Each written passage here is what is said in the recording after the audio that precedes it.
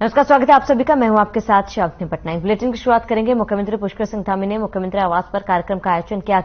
कार्यक्रम में सीएम धामी ने गणतंत्र दिवस परेड में उत्कृष्ट प्रदर्शन करने एनसीसी कैडेट्स और आरडीसी दल को सम्मानित भी किया है।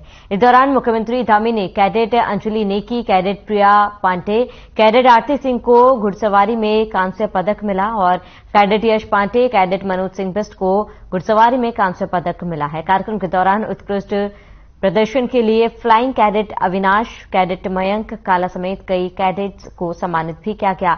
इस दौरान एनसीसी कैडेट्स को गणतंत्र दिवस पर बधाई देते हुए मुख्यमंत्री धामी ने कहा कि हमारे एनसीसी कैडेट्स के उत्कृष्ट प्रदर्शन के साथ ही इस वर्ष गणतंत्र दिवस के अवसर पर कर्तव्य पथ पर उत्तराखंड की झांकी मानसखंड को प्रथम स्थान मिला है।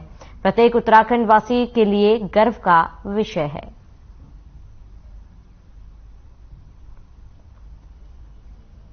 तो सीएम आवास पर कार्यक्रम का आयोजन किया गया। मानसखंड झांकी को प्रथम स्थान मिला है और इस दौरान इस झांकी में जिन्होंने प्रतिभाग लिया था उन सभी को सीएम द्वारा सम्मानित किया गया। तमाम कैडेट्स को सीएम द्वारा सम्मानित किया गया।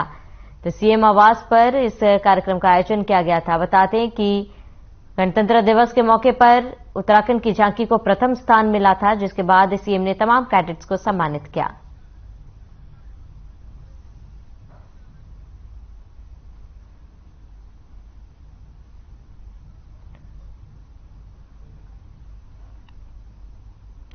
बीते रोज केंद्र सरकार ने बजट में मिलेट्स यानी कि मोटे अनाज को ग्लोबल हब में शामिल करने की घोषणा की गई, जिसको लेकर प्रदेश सरकार उत्साहित नजर आ रही है। इसी दिशा में प्रदेश के कैबिनेट मंत्री गणेश जोशी का भी कहना है कि प्रदेश सरकार जल्द ही इस अभियान के तहत स्टार्टअप के माध्यम से पर्वतीय क्षेत्र के युवाओं को जोड़ेगी। जगह जगह पर सरकार मडुवे के सेंटर स्थापित करेगी। कृषि मंत्री ने कहा कि प्रदेश में इस समय 50,000 स्वयं सहायता समूह है, जिसमें 6 लाख महिलाएं काम करती हैं।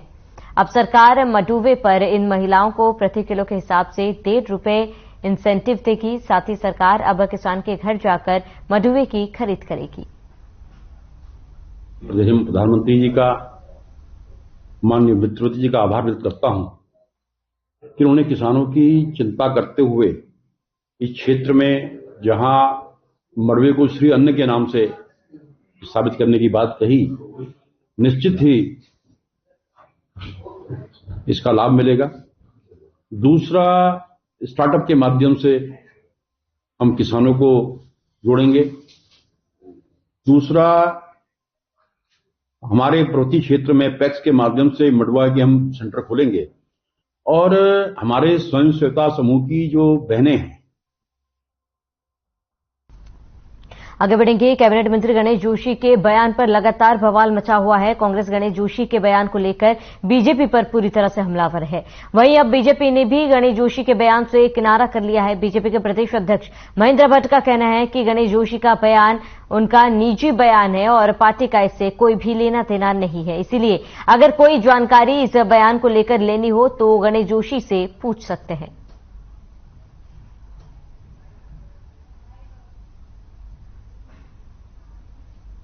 गणेश जी का अपना व्यक्तिगत बयान है, पार्टी का इसमें कोई विषय नहीं है।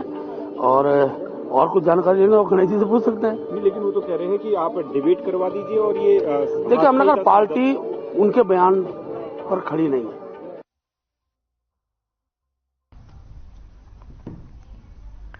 पूर्व मुख्यमंत्री और कांग्रेस के दिग्गज नेता हरीश रावत ने अल्मोड़ा में प्रेस वार्ता की है। प्रेस वार्ता के दौरान हरीश रावत ने डबल इंजन की सरकार पर जमकर निशाना साधा है। बता दें कि राज्य की धामी सरकार पर निशाना साधते हुए पूर्व सीएम हरीश रावत ने कहा है कि बीजेपी के शासनकाल में लोक सेवा आयोग सहित कई परीक्षा घोटालों के मामले सामने आ रहे हैं। उत्तराखंड में बेरोजगार परेशान है, महिलाओं पर अत्याचार हो रहा है, पलायन और महंगाई बढ़ रही है, जबकि भ्रष्टाचार और नशे का कारोबार बढ़ रहा है। हरीश रावत ने अडानी के नाम पर केंद्र की मोदी सरकार को घेरा। रावत ने मोदी सरकार पर पूंजीपतियों को फायदा पहुंचाने का आरोप लगाया। बजट पर बोलते हुए रावत ने कहा कि इस बजट से अनाज खाद्य महंगा हो जाएगा, जबकि सिंचाई, स्वास्थ्य, मनरेगा के बजट में कमी की गई है और मध्यम वर्ग को भी झुंझुना पकड़ाया गया है।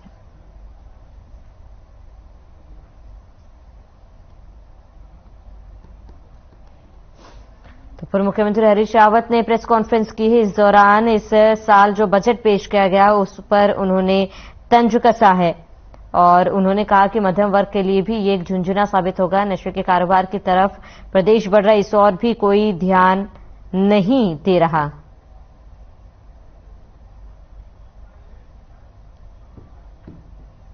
सरकार पर जमकर निशाना साधा गया। नशे के कारोबार की तरफ प्रदेश बढ़ रहा है और पूर्व मुख्यमंत्री हरीश रावत ने प्रेस कॉन्फ्रेंस कर इस बात की जानकारी दी।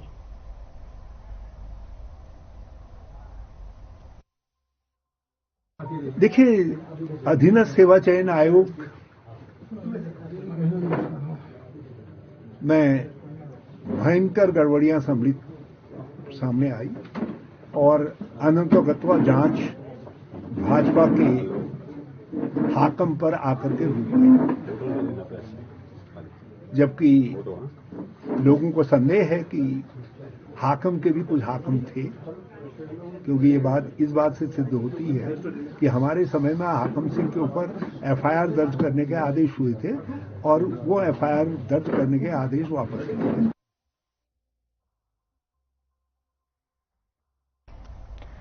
उत्तराखंड बीजेपी ने पूर्व सीएम हरीश रावत पर हमला बोला है। हरीश रावत ने पिछले दिनों कहा कि बीजेपी सरकार में नशे को बढ़ावा मिलता है और अब इस पर बीजेपी हमलावर हो गई है।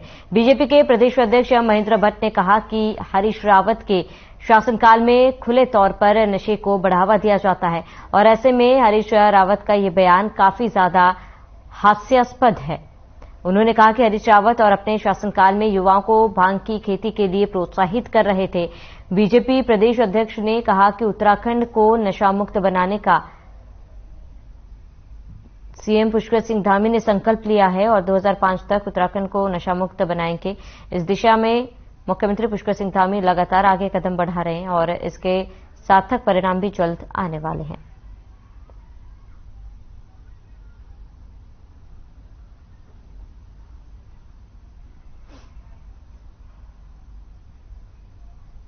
हमने कंट्रोल किया है, लेकिन अभी उत्तराखंड की जनता डेनिस को भूली नहीं है और जिस प्रकार का शराब का व्यवसाय है उस कालखंड में था, पूरा राज्य के अंदर डेनिस के लिए आंदोलन खड़े हुए, युवा सड़कों पर उतरे। इसलिए हरीश जी को इस संबंध में ज्ञान देने की आवश्यकता हमको नहीं।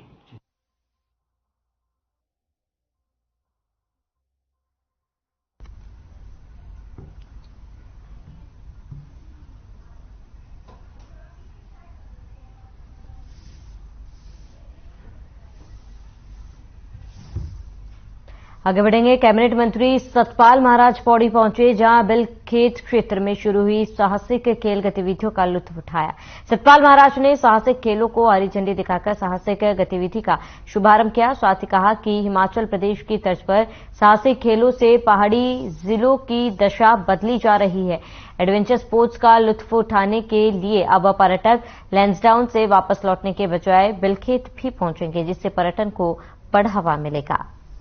तो पर्यटन को बढ़ावा मिलने के लिए पुरजोर कोशिश की जा रही है और ऐसे में अब आपको बता दें कि सतपाल महाराज पौड़ी पहुंचे थे और इस दौरान उन्होंने साहसिक खेलों को हरी झंडी दिखाई और कहा कि कहीं न कहीं इससे पर्यटन को काफी ज्यादा बढ़ावा मिलेगा और साहसिक खेलों को हरी झंडी दिखाई गई है। तो कैबिनेट मंत्री सतपाल महाराज पौड़ी पहुंचे, जहां बिलखेत क्षेत्र में शुरू हुई साहसिक खेल गतिविधियों का लुत्फ उठाया। सतपाल महाराज ने साहसिक खेलों को हरी झंडी दिखाकर साहसिक गतिविधि का शुभारंभ किया। साथ ही कहा कि हिमाचल प्रदेश की तर्ज पर साहसिक खेलों से पहाड़ी जिलों की दशा बदली जा रही है। एडवेंचर स्पोर्ट्स का लुत्फ उठाने के लिए अब पर्यटक लैंसडाउन से वापस लौटने के बजाय बिलखेत भी पहुंचेंगे, जिससे पर्यटन को बढ़ावा मिलेगा।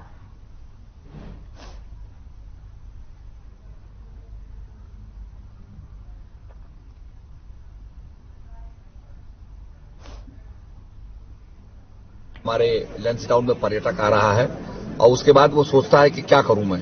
तो हम चाहते हैं कि ये पैराग्लाइडिंग की एक्टिविटी, ये हमारी जो हमारा फ्लाइंग सफारी है, ये सब जगह यहाँ पर हो और भी हमारी बहुत सुंदर घाटियां हैं और इस प्रकार के स्थान हैं जहां हम पैराग्लाइडिंग कर सकते हैं। यहाँ पर एयर बलूनिंग भी हो रही है और अपने आप में अगर आप टर्की में कापाडोसिया में जाएं तो हजारों बलून्स वहां उड़ते हैं। इस प्रकार के बलून्स यहां होंगे जिसपे हम लोगों को ब्रेकफास्ट भी करा सकते हैं।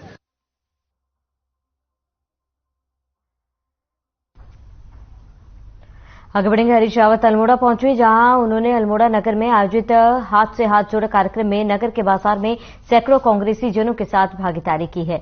इस कार्यक्रम को लेकर उन्होंने कहा कि कांग्रेस इस कार्यक्रम के जरिए घर घर जाकर सरकार की विफलताओं को गिनाएगी और इसके लिए सरकार की चार्जशीट बनाई जा रही है, जिसमें सरकार के कार्यकाल की सभी विफलताओं को उजागर कर हर व्यक्ति तक पहुंचाया जाएगा और 2024 में इस सरकार को जड़ से उखाड़ने का कार्य भी किया जाएगा।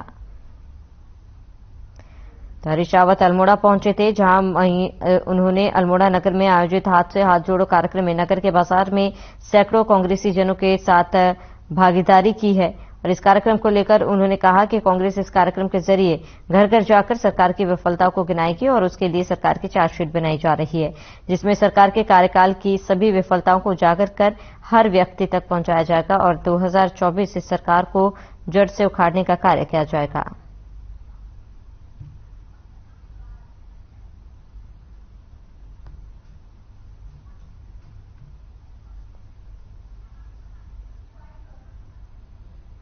उद्देश्य है कि हम राहुल जी का जो भारत जोड़ो का संदेश है, श्री मल्लिकार्जुन खड़गे जी का जो इस देश के लोगों से आग्रह है और इस सरकार के खिलाफ हमारी जो राष्ट्रीय चार्जशीट है, हमने राज्य की चार्जशीट करण मेहरा जी की अध्यक्षता में बनाई उसको, और अब हम प्रदीप जी और इन सब की देखरेख में मनोज गोविंद सिंह कुंजवाल जी आदि सब की देखरेख में एक स्थानीय लोकसभा क्षेत्र वाइज भी चार्जशीट बनाएंगे, उसको हम लोगों तक पहुंचाएंगे। हमारा प्रयास रहेगा कि हम सारे गांवों को सारे बूथों तक पहुंचे।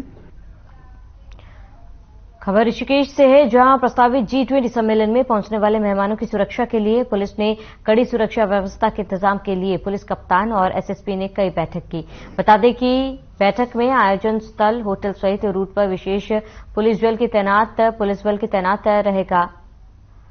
इसी कड़ी में पिछले दिनों चीफ सेक्रेटरी एसएस संतू ने भी ऋषिकेश में अधिकारियों को जरूरी निर्देश भी दिए। साथ ही डीजीपी अशोक कुमार भी एक दौर की तैयारियों का जायजा ले चुके हैं। उन्होंने बताया कि सरकार के दिशा निर्देशों के तहत पुलिस ने G20 सम्मेलन में पहुंचने वाले मेहमानों को सुरक्षा का खाका तैयार कर लिया गया है। आयोजन स्थल और आसपास के क्षेत्र में मेहमानों की निगरानी के लिए कई संवेदनशील स्थान चिन्हित किए गए हैं। वीवीआईपी काफिले के आवागमन को लेकर भी पुख्ता ट्रैफिक प्लान तैयार किया जा रहा है।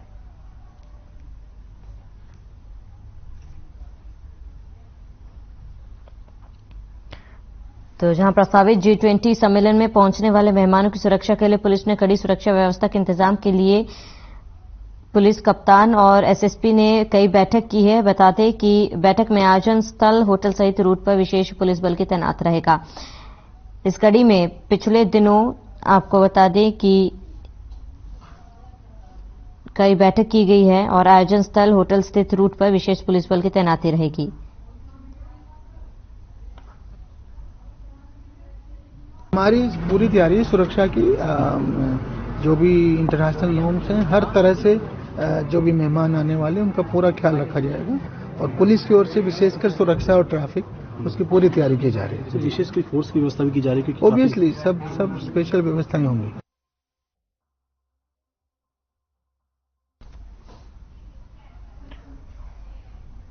अखिल भारतीय विद्यार्थी परिषद की ओर से MBPG कॉलेज में प्रस्तावित जिला सम्मेलन के ABVP और छात्र संघ के बीच विवाद खड़ा कर दिया है। ABVP कार्यकर्ताओं का कहना है कि उन्हें कॉलेज प्रशासन ने सम्मेलन के लिए अनुमति दी है, जबकि छात्र संघ पदाधिकारी सम्मेलन का विरोध कर रहे हैं। अब इसी विवाद के चलते शुक्रवार को छात्र संघ अध्यक्ष रश्मि लमगड़िया MBPG कॉलेज स्थित लाल बहादुर शास्त्री बहुउद्देश्य भवन की छत पर चढ़ गई और कॉलेज प्रशासन पर दबाव में आकर ABVP के सम्मेलन की अनुमति प्रदान करने की बात कही है और इस मौके पर खासा बवाल हो गया और अफरा तफरी का माहौल हो गया।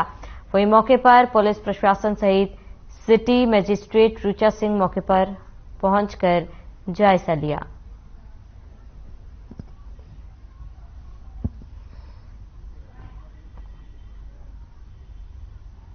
पिछले 4-5 दिनों से छात्र संघ के सभी पदाधिकारी इस कार्यक्रम का विरोध कर रहे थे, क्योंकि कहीं ना कहीं कॉलेज के अंदर किसी पार्टी विशेष का कोई कार्यक्रम की अनुमति आज तक नहीं दी गई है। और कहीं ना कार्यक्रम होना है, ये कार्यक्रम एबीपी का जिला सम्मेलन का कार्यक्रम था, जिसको भ्रमित किया जा रहा था कॉलेज प्रशासन द्वारा। कॉलेज प्रशासन द्वारा कहा जा रहा था कि हमने उसको कोई अनुमति नहीं दी गई। फिर 30 तारीख को एक लेटर इशू करा जाता है कॉलेज प्रशासन द्वारा।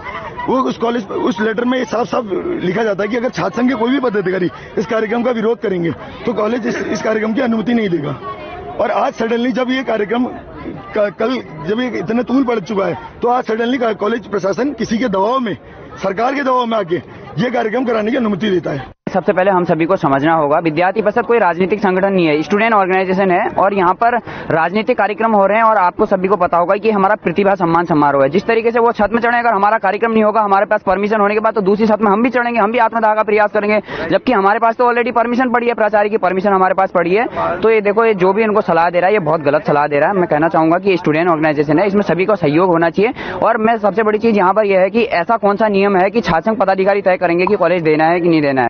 चल रहा था, जिसमें छात्र संघ के कार्यक्रम को लेकर लगातार विरोध कर रहा था। पूरी की पूरी छात्र संघ इस पर विरोध पर थी, जिस पर महाविद्यालय ने एक लिखित में दे दिया गया था, सूचना दे दी महाविद्यालय ने। जिन्होंने कार्यक्रम की अनुमति मांगी थी, उन्हें एक लिखित में सूचना दे दी गई थी कि भैया आपका ये कार्यक्रम महाविद्यालय के भीतर नहीं हो सकता है, क्योंकि आप इसमें प्रतीत होता है कि संगठन का कोई कार्यक्रम कर रहे हैं, पहली बात। और दूसरी बात, यदि आप संगठन का कार्यक्रम नहीं भी कर रहे हैं, आप अगर कोई भी कार्यक्रम कर रहे हैं, तो उस पर यदि छात्र संघ आपत्ति करता है तो ये कार्यक्रम तब भी संभव नहीं है। ये कॉलेज के द्वारा लिखित में दिया गया था। उसमें कॉलेज ने साफ साफ लिखा था कि सारे पदाधिकारियों की सहमति हस्ताक्षर के बिना ये कार्यक्रम नहीं होगा।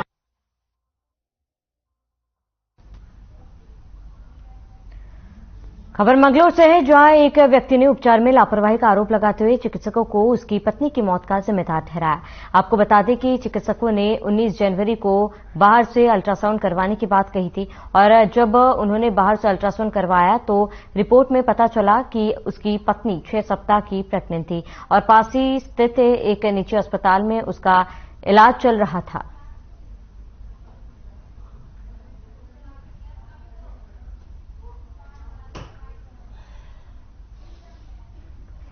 मेरी मिसेज का ट्रीटमेंट लगभग कई माह से सक्षम हॉस्पिटल बिजली तिराई के जो पास है दिल्ली हाईवे पे, वहां चल रहा था। डॉक्टर सोनम सिंह MBBS है, स्त्री रोग विशेषज्ञ है हमें, उनके यहाँ पर।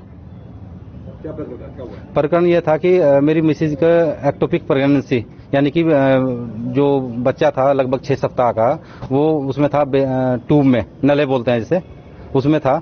उसके संबंध में मैं उनके पास आया था ट्रीटमेंट करने के लिए। उन्होंने कहा कि 19 तारीख को आया था मैं, 19 जनवरी को उन्होंने मुझे बताया कि इसका अल्ट्रासाउंड की सुविधा यहाँ नहीं है। अल्ट्रासाउंड तो है, मतलब यहाँ डॉक्टर मौजूद नहीं है, आप लुटकी से वो करा लो। देखिए, जो उसका ट्रीटमेंट था वो गायनी डिपार्टमेंट के अंदर चल रहा था, लेकिन मेरी नॉलेज में था, being a owner of the hospital, ना तो उसका कोई 6 रुपए का बिल था ना है, समझिए।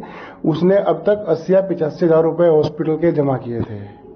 बिल उसका मेडिकल का सब कुछ मिला के ऐसा 3, 3.5, 4 के आसपास था। कुछ भी देख नहीं गया। वो हर बार स्वाइप मशीन करता था, देख लीजिए आप, और हर बार फेल होता था। वो हमारा 4 दिन से इस तरीके से। फिर भी मैंने कहा कि भाई पेशेंट इज प्रायोरिटी, हमने उनका ट्रीटमेंट नहीं रोका। पिछले 6 महीने से मेरे अंडर में ट्रीटमेंट ले रही थी। उनका पहले भी एक ऑपरेशन हुआ था एम्स ऋषिकेश में, जहां पर उनके जो पहला बच्चा था वो राइट ट्यूब में फंसा था। उसके बाद में क्योंकि राइट ट्यूब में फंसा था तो ऑपरेशन से उनका ट्रीटमेंट किया गया। अभी क्योंकि लेफ्ट ट्यूब बची हुई थी तो फिर वो ट्रीटमेंट लेना चाहते थे इनफर्टिलिटी का, बच्चा कंसीव करने का। तो बेबी कंसीव हुआ, इस बार जो था वो लेफ्ट ट्यूब में कंसीव हुआ। तो क्योंकि एक ही ट्यूब बची थी तो फिर हमने पहले 6 से 7 दिन उनको कोशिश की कि दवाइयों से उनका ट्रीटमेंट हो जाए।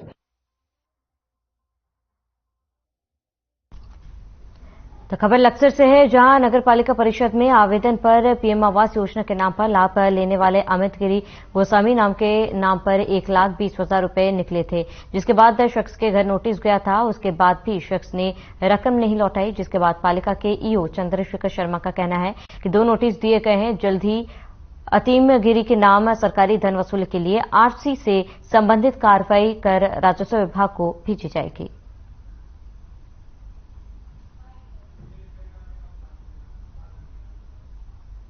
देखिए, कुल जो हमारी डीपीआर बीएलसी की स्वीकृत थी प्रधानमंत्री आवास योजना के अंतर्गत 3 थी। अभी ये प्रकरण संज्ञान में आया है। कार्यालय से भी जानकारी उपलब्ध हुई है कि उसमें नोटिस जारी की गई हैं, तो भी नियमानुसार आवश्यक कार्रवाई किए जाने हेतु संबंधित स्टाफ को निर्देशित कर दिया गया और यथाशीघ्र इसमें जो है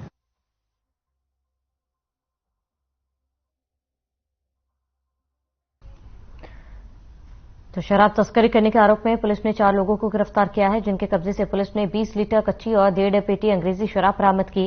साथ ही 5 लीटर लाहन भी पुलिस ने बरामद कर नष्ट कर दी है, जबकि कच्ची शराब बनाने के उपकरण पुलिस ने जब्त कर लिए हैं। कोतवाल खुशीराम पांडे ने बताया कि श्यामपुर पुलिस चौकी प्रभारी जगत सिंह ने शराब तस्करों को गिरफ्तार किया है। सभी आरोपियों के खिलाफ पुलिस ने मुकदमा दर्ज कर लिया है और शराब तस्करी में इस्तेमाल कर स्कूटी भी पुलिस ने कब्जे में लेकर सीज कर दी।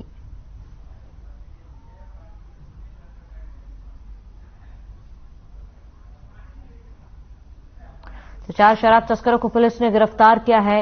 ऋषिकेश का ये पूरा मामला, जहां पर 20 लीटर कच्ची शराब भी बरामद की है और पुलिस को बड़ी सफलता हाथ लगी, जहां 4 शराब तस्कर गिरफ्तार हुए हैं।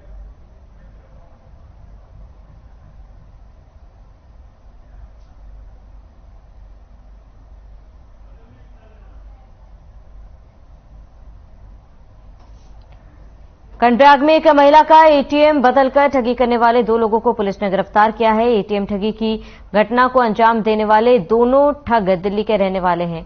पुलिस टीम की इस सफलता पर एसपी चमोली ने 2,500 रुपए का इनाम देने की घोषणा की है। सीओ कर्णप्रयाग ने प्रेस वार्ता कर घटना का खुलासा किया।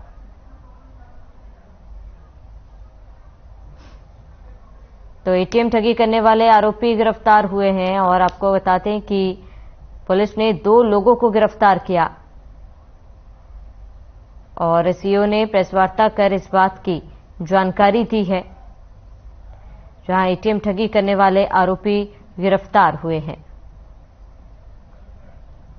तो पुलिस ने 2 लोगों को गिरफ्तार किया है और सीओ ने प्रेस वार्ता कर इस बात की जानकारी दी।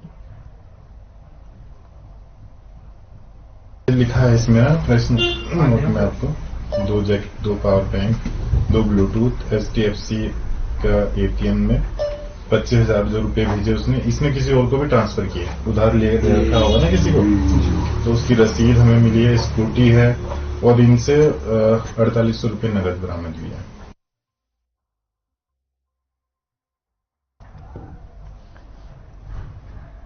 तो नशे के खिलाफ अभियान चलाते हुए ऋषिकेश, मुनि किरेता और रायवाला थाना पुलिस ने नशे के 4 सौदागरों को गिरफ्तार किया है, जिसके कब्जे से 45 ग्राम स्मैक पुलिस ने बरामद की है। वहीं मामले की जानकारी देते हुए कोतवाल खुशीराम पांडे, इंस्पेक्टर रितेश शाह और थानाध्यक्ष कुलदीप पंत ने बताया कि आरोपियों के आपराधिक इतिहास की जानकारी पुलिस जुटा रही है। बता दें कि पकड़े गए आरोपियों में शकील अहमद, उसकी पत्नी नाजरा, सूरज साहनी और तरनजीत सिंह शामिल हैं।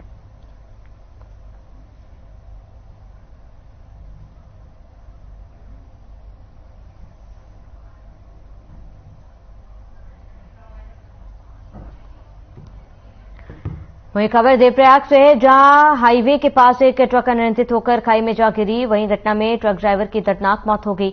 बता दें कि एसडीआरएफ ने ड्राइवर का शव खाई से बाहर निकालकर पुलिस के हवाले कर दिया है, जिसके बाद पुलिस ने शव को कब्जे में लेकर पोस्टमार्टम के लिए भेज दिया है और मृतक की पहचान 21 वर्षीय योगेश निवासी लस्कर के रूप में हुई है। एसडीआरएफ के इंस्पेक्टर कविंद्र सजवाण ने बताया कि टीम ने घटना के बाद गंगा में समाये ट्रक को सर्च कर लिया है। साथ ही कहा कि घटना उस समय हुई जब ट्रक देवप्रयाग से ऋषिकेश की ओर आ रहा था।